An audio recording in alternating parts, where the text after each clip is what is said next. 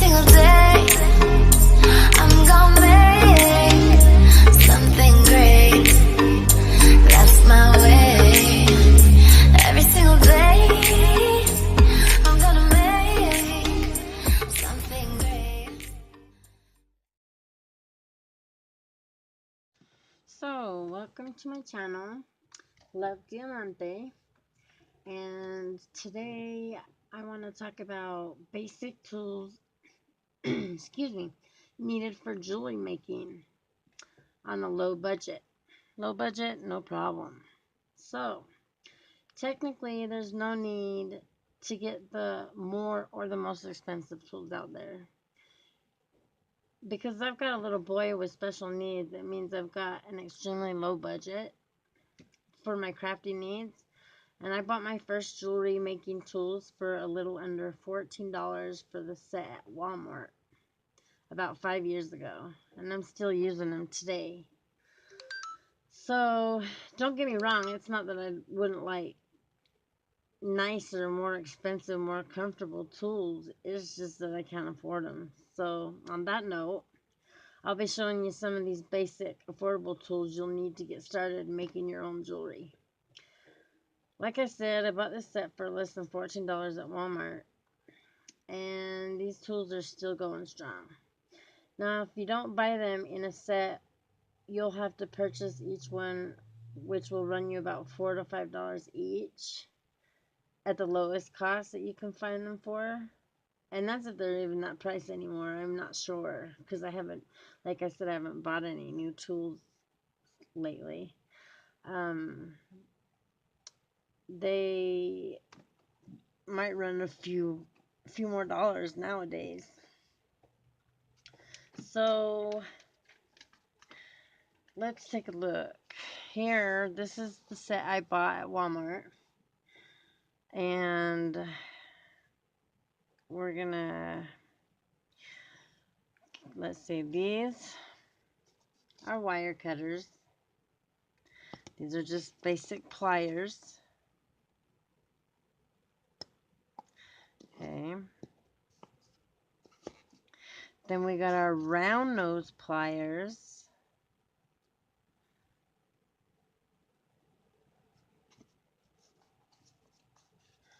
And then we got our bent nose pliers. And if you're wondering what this white stuff is, it's called Tool Magic. And it's just like a rubbery substance in order to keep from marring your wire. I love it. It's great.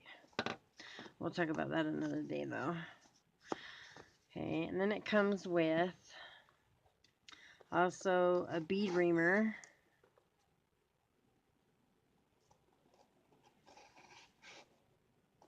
And a bead scooper.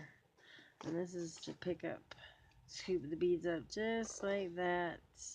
And then pour them back in your little tubes. And it comes in a nice little case. You can close it like this. Zip it up. All that mamma jamma. So, now let's scoop this over here. Wire cutters. The only thing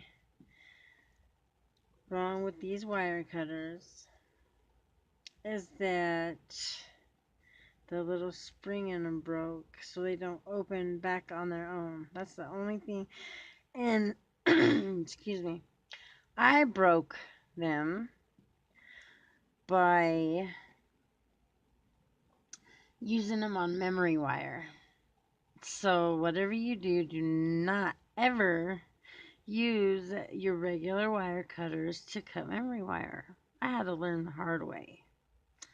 Of course, I probably should have watched a few more tutorials and found out some more information before I did it, but you know, unfortunately, that's the only thing wrong with them. They still cut, but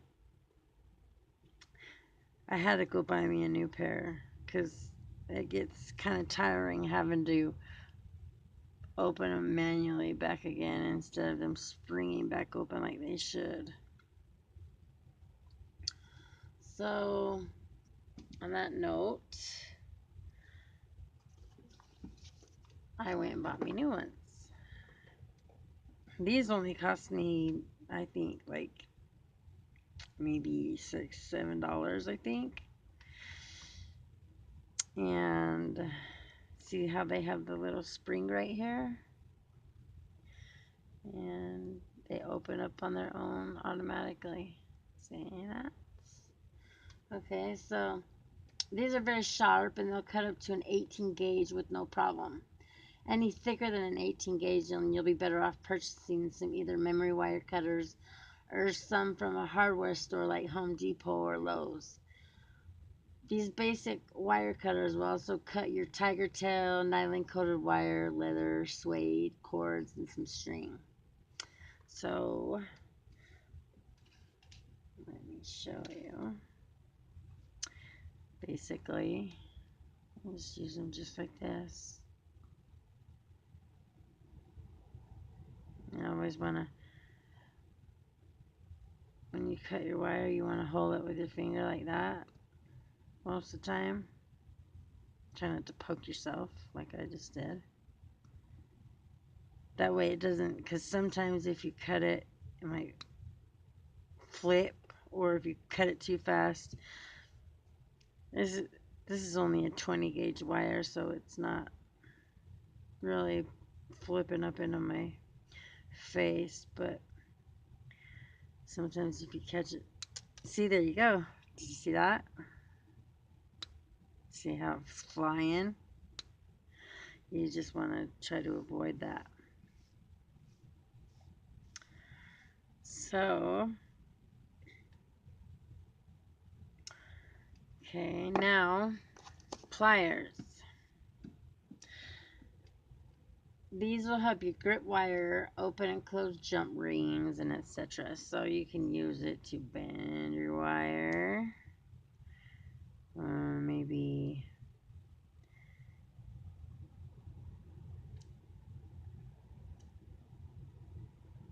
gotta be really careful here. Help with your fingers and then use your pliers and get a more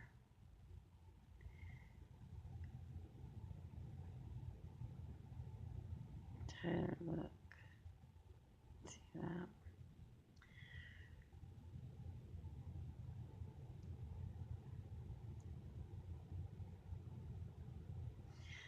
There you go.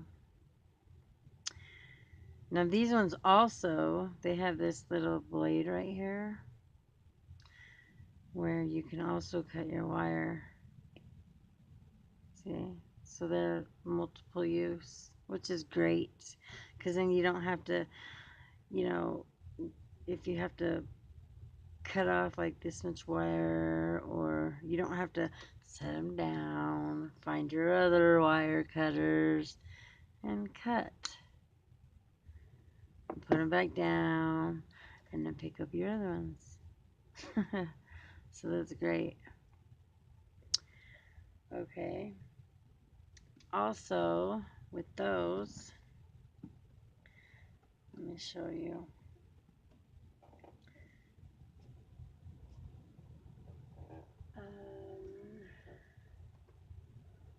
How? Oh, my lord. Where are they? Hold on just a second.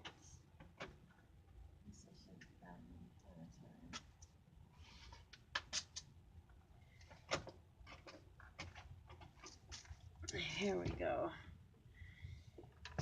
Now, here's a couple,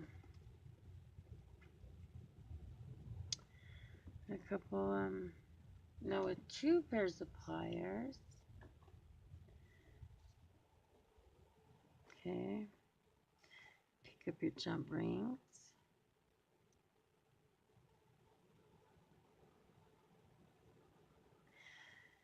And twist. And that's how you open them. And then in close it,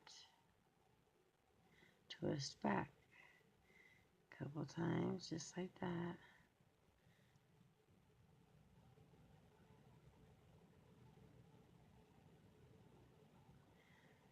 And voila. And that's what 2 pairs of pliers will do. And these are also magnetic, if you can see. Slightly magnetic, which helps a little bit. That's the only thing about once you put the Tool Magic on your pliers, is it no longer has the magnetic in them. So now we come to our round nose pliers, which these help make loops in the wire or help curve wire, which do loops.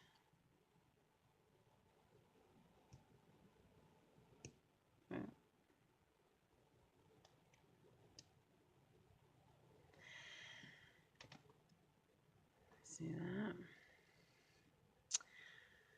Perfect. Well, not perfect. I can't say perfect, but for just regular.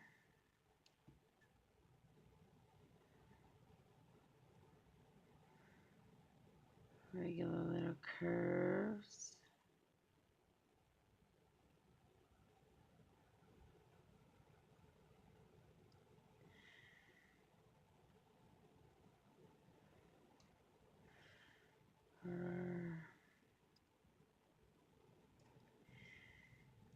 Spirals. Just little, yeah.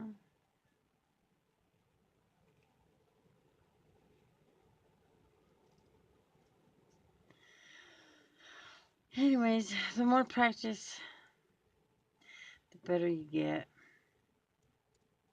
I can't say I'm the best. And, you know, practice still makes perfect, and I'm definitely not close to even being perfect. I mean, I'm just teaching you what I know. Anyways, so those are your round nose pliers. Okay.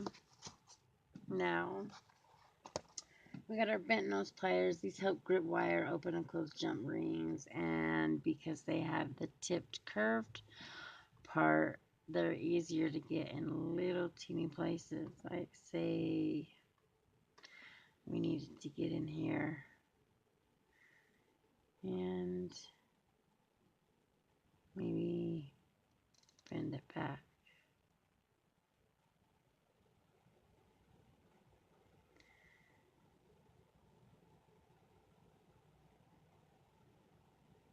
Now see, I'm being too rough with this wire right now. See how it marred it right there? See that?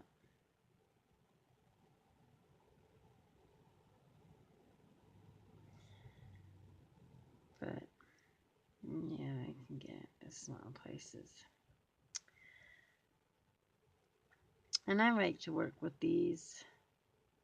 Usually 1 pair of these bent nose pliers and a regular wire pair of pliers is what I do. Okay. Now your bead scoop, say, like I said, this is just basic stuff. But a lot of people don't know what certain things are used for. So, bead scoop. Okay. Oh my lord. Okay, there you go. Bead scoop. Scoop it up just like this and pour it back in. Scoop them up. pour it back in. It's wonderful. Because then you're not like this. You know, sometimes I use the lid, but that's still even a hassle. It's what I used before you know, before I found out what this was for, because I had no idea, to be honest. Okay, so that's the bead scoop. And then you got your bead reamer. And I bent the tip of mine just barely. I wonder maybe I could fix it. Oh yeah, there we go.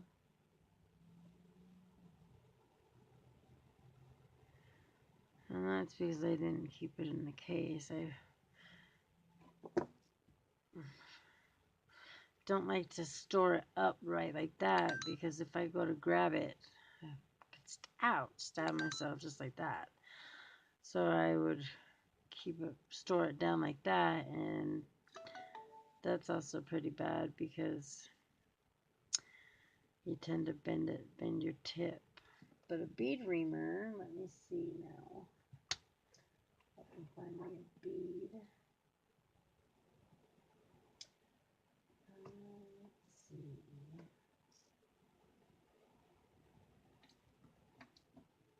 Let's see. Here's the bead right here. And this is just an acrylic basic bead I just had laying around. But see, if you take this bead reamer, and it takes a while. They have electric ones, but if you can't afford them, you just back and forth, circles. See, and you just do have to be careful because that was kind of rough. So let's try the other side. I'm trying to be a little bit more careful this time. Otherwise, we're gonna.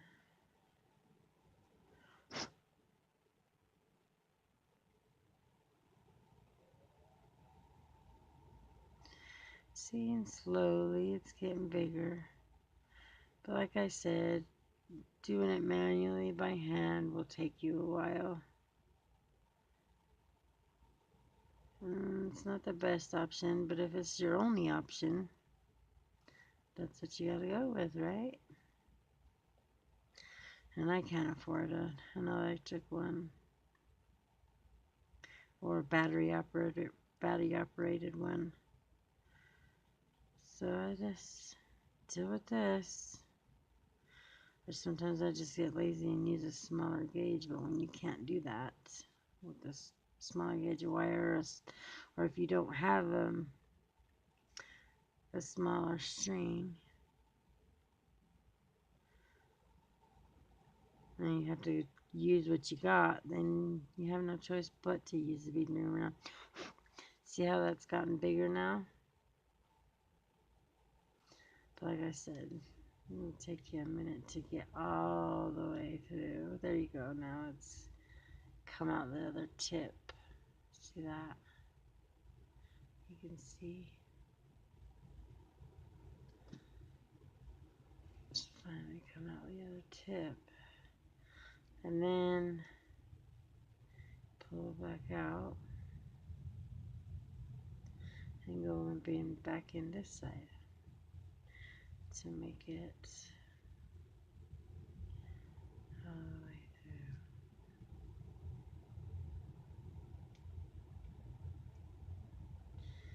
through. Then you'll be able to fit your bigger gauge of wire in there.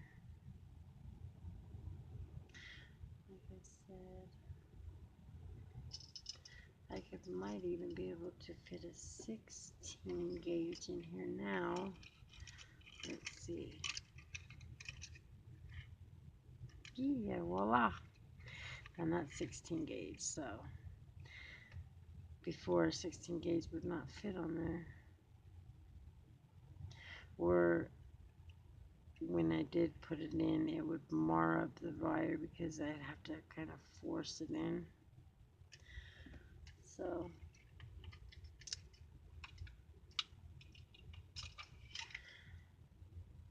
those are your most basic.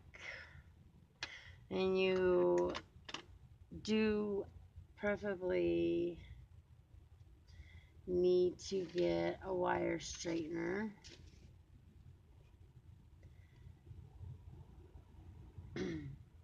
And this is, let me show you. Say our wire was all kinked up, okay? Well, okay, you can kind of straighten it with your hands somewhat, but you can't get it totally straight. You know, you see it's still bent quite a bit. Now you take these, just run them through, kind of squeeze it lightly, and run it through a few times. And sometimes if it slips out like that, and you can't grip it very well, or say, you know, your hands are a little weak, or you have arthritis, stuff like that, then that's when you grab your pliers, hold it with this like that, and then pull. Try not to hold it too tight because you don't want it to mar your wire. And you can turn it back the other way and do this side.